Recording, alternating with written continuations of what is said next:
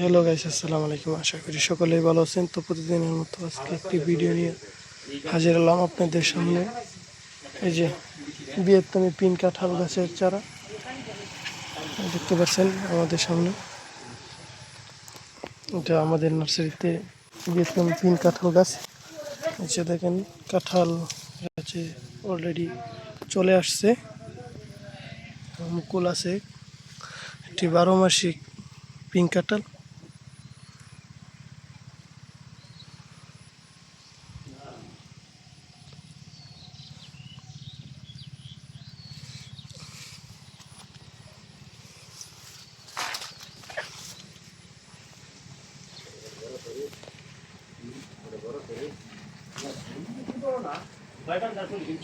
চারার সাইজ অনেক ভালো আছে, 4 ফিট